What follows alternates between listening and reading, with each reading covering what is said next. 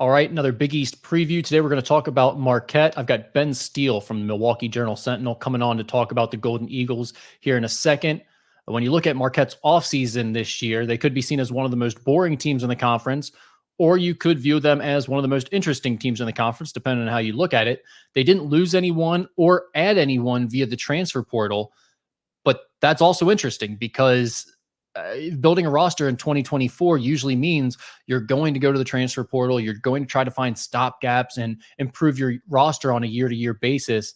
Shaka Smart and his coaching staff are doing something different from that. They're trying to build through continuity, experience within their system, and giving guys a chance to really develop with what they're doing. So it'll be interesting to see how that plays out, and I'm interested to hear more on that and this year's Golden Eagles roster, who's going to step up for them and other things. So let's get into all of that with Ben Steele from the Milwaukee Journal-Sentinel.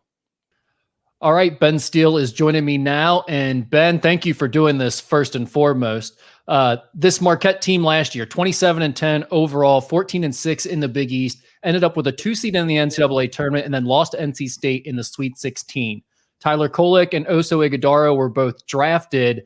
And then this coaching staff did something interesting this spring and summer. They didn't add anybody from the portal, nor did they lose anybody to the portal. So first of all, do you think that's more about Shaka Smart's confidence in the experience within his system and the culture of the program? Or do you think this was more about the talent that they still have on that roster, and he really thinks some of these young guys are going to take a major leap?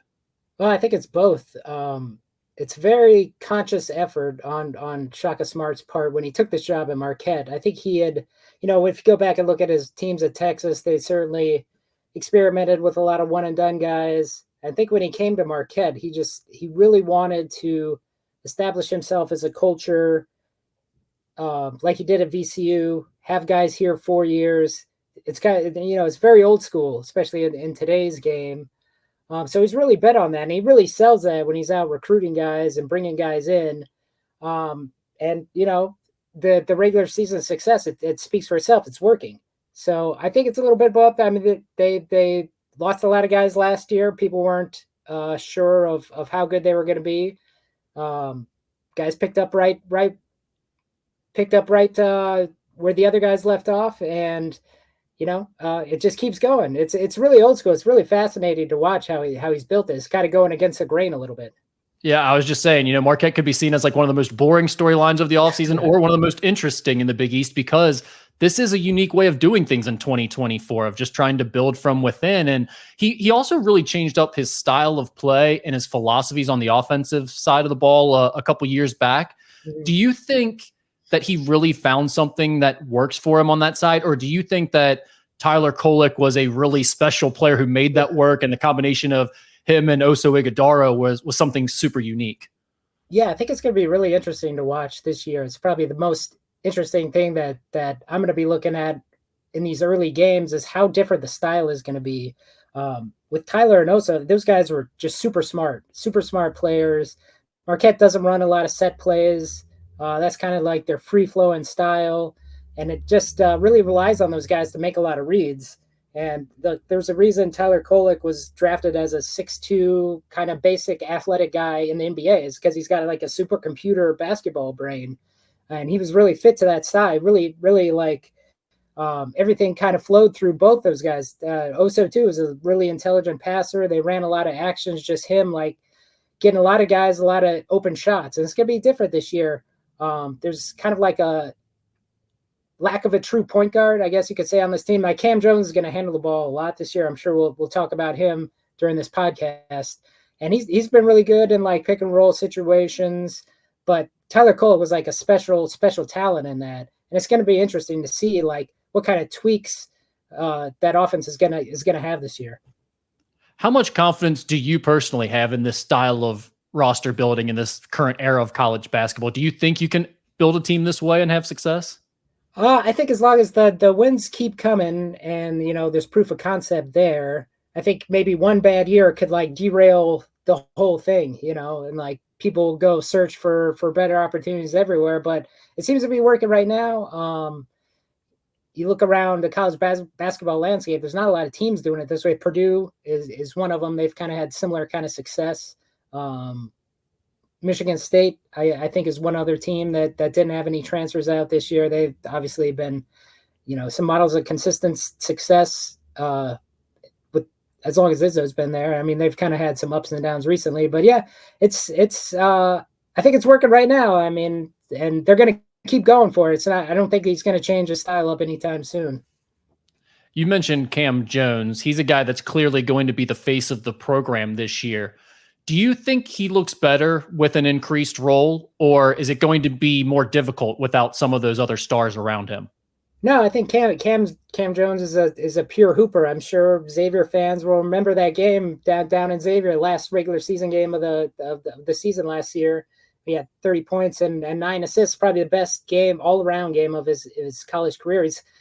He's innately just a bucket getter. That's what he does. So I think more usage, ball in his hands more. I think it just fits him more. So I don't think he's going to shy. He's not going to shy away from taking any shots. I can guarantee that. So I really think he'll probably be on All-American preseason list, and I think he's going to live up to that hype. When you look at the top teams in this conference, typically they have multiple standout players. I mean, just look at Marquette last year, the 3 guys we're talking about, Cam Jones, Oso, and Tyler. Who do you think is most likely to step up and fulfill those roles for Marquette alongside Cam this year? I think last year I was telling everybody that Chase Ross was going to be a guy who's going to make a big leap from his freshman to his sophomore season. Unfortunately for him, he got really banged up. Like, he hurt his shoulder against Seton Hall early in the Big East season. When he came back, he was wearing a big harness. He hurt his leg later in the season. So he was just really banged up, and we never got to see the full explosive Chase Ross that I've seen in practices before. And I've seen that guy back again this summer. You could go on Twitter and search for Chase Ross. He's had some monster dunks in practices that have kind of leaked out, that people have filmed. So he's a guy that I think, back to full health and full explosive, like, he's an elite athlete. And I think he's going to be a guy that's going to take a big leap forward for this team and kind of take some people by surprise. Out of some of those younger guys, I'm thinking Trey Norman, Zayd Lowry, Al Amadou, Caden Hamilton, the underclassmen. Who do you think has the best chance to break out of that group? Any of them? Well, yeah. I think Zayd's had a really good summer. He's shooting the ball. He's like a really kind of the prototypical 3-and-D type of guy. Hasn't played a lot just because people have been ahead of him. But he's a guy that's super talented. He's shooting the ball really well over the summer workouts. But Caden Hamilton is really interesting to me just because Marquette doesn't have a lot of depth in the front court. Like, Ben Golds, he's going to step into Oso Igdara's starting spot more than likely, unless something happens here. But after that, there's a lot of questions. And Caden Hamilton redshirted last year. He lost a lot of weight. He looks really good in practices, but it's a lot to just go from, he hasn't played in like 2 years, and the last games he played was in high school in California. And that's just such a big jump to make, but it's just going to be fascinating to see what he can contribute, because they're going to need him. Like, Ben Gold can't play 35 minutes a game. Somebody's going to have to be there at center, and Caden Hamilton's the only guy left on the roster.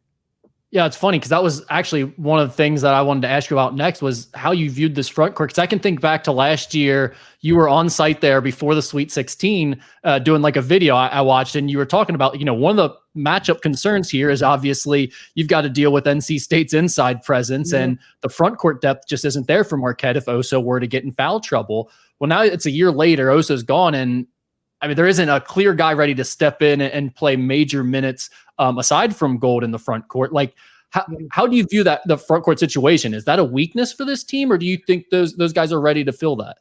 Yeah, I would say it's probably the biggest question of this whole roster construction. And if Caden Hamilton hits as a good player, it's solved right there. They also Marquette's always had kind of rebounding issues under Shaka Smart. That's always kind of been like their weakness. Even with an athletic guy like Oso Igdara last season, they kind of struggled on the boards a little bit. I don't think that's going to change much this year either. So yeah, you could classify it as a weakness, but the coaching staff super high on Caden Hamilton. So I believe they've got it they're optimistic that it can get better. The thing with Caden Hamilton, he's a little different body type. He's a little thicker. And I think the coaching staff's kind of realized that in the Big East, especially, you need kind of the banger type to at least soak up some minutes against some teams. At least you can't go out there with skinny guys all the time, man in the 5 spot. Have you heard anything from summer workouts about the freshman, especially Demarius Owens? Yeah, Demarius Owens. I think he's gonna, as Shaka Smart said a couple times over the summer, like if they had a game tomorrow, he's gonna be in the rotation just because he's very, very skilled as a player. The times I've seen him, like he's 6'7", 6'8". He's probably 6'8" now. They classified him as like 6'7" in high school, but he can fluidly handle the ball. He's like a really good ball handler, really smart player, and he's long and disruptive. That's the other thing about this Marquette team that we should touch on is that they go about 10 deep, and they have more length and athleticism. Like there's questions on offense, but I think this defensively, this is going to be a much better team, a much different team than the last couple of years. They got more length, and I think they're going to be more disruptive. And I think Demarius Owens kind of fits into that disruptive style and get out and, force turnovers and get easy baskets that way instead of having to rely on passes from Tyler Kolek and Oso Iguodala to get easy baskets. I think they're going to get easy baskets off of forcing turnovers. Well, and that's always been the Shaka Smart way, right? Like going back to everything he was known for prior to the last few years, it was not a great free-flowing offense, more rigid on that side, but the defense was always ramping up the intensity and the pressure and able to create opportunities there. The last few years, he's really changed that offensive style up, and it's kind of been a fun style to watch now. I'm really curious to see how that plays out, as you alluded to earlier in the podcast, because this team looks much more like the Shaka Smart teams of old, if you will, that more defensive-oriented toughness, athleticism, and depth. Yeah, they definitely have guys, especially like Stevie Mitchell, Chase Ross, who we talked about earlier. Those guys are really like on-ball defensive pests. Sean Jones, who he's recovering from ACL. He tore his ACL in January. He's another guy. They're kind of being a little cagey about whether, I really think they don't know quite where he is or if he's going to be able to, when he actually going to be able to contribute because he's a smaller guy. He needs to be fully back from that ACL because he relies on explosiveness a lot.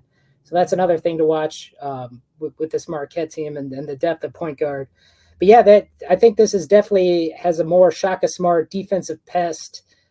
They could throw 10 guys at you. They could throw a full court press at you. They could throw different lineups at you that can kind of force you into some uncomfortable situations. When I was doing the previews, writing them up for these teams, some of them, it's like it's a fully new roster through the transfer portal. You're trying to figure out who's going to start a couple positions. It's hard to figure out who's even in the mix with Marquette, it felt the most straightforward in the league to me. Like we talked about the depth, but when you talk about the starting 5, it seems pretty obvious. Do you want to give me your projected starting 5? See if it's as obvious as I think it was. Yeah. Cam Jones, Stevie Mitchell, David Joplin, those are guys that have been there since Shaka Smarts arrived. So I don't think he's going to go over the top of those guys' heads to give the starting spots to somebody else. I think Ben Gold's going to slide into Oso Iguodala's spot. And then I think Chase Ross is going to be the other guy that then enters the starting lineup. Yeah, that's exactly what I had. Yeah, it's hard to see any change-ups there, quite honestly, unless someone gets injured. In terms of projected finish, we talked about this team was right there, tied for second in the conference, ended up with the 3rd seed. Where would you have this Marquette team going into this season in terms of their projected finish?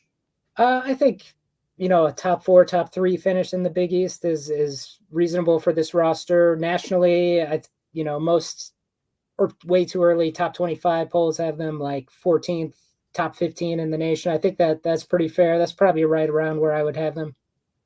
Awesome. Good stuff, Ben. Thank you so much for doing this. I know it's a busy time of year for you, and you carved some time out. So the check's in the mail, by the way. I'll get that sent out to you.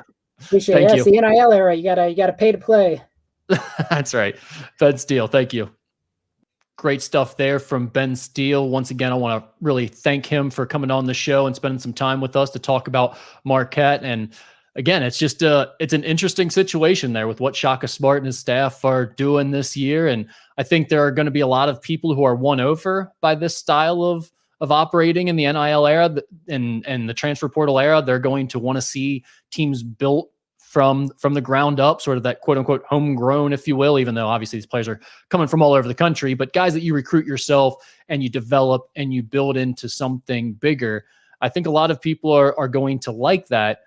I'm just not sure how it's going to work from a success standpoint. I do think Tyler Kolek and Oso Ighodaro are going to be really difficult to replace, but that's why we play the games. We'll see how it all works out this year. So thanks again to Ben, and thanks to you guys for tuning in to another edition of the Musketeer Report podcast.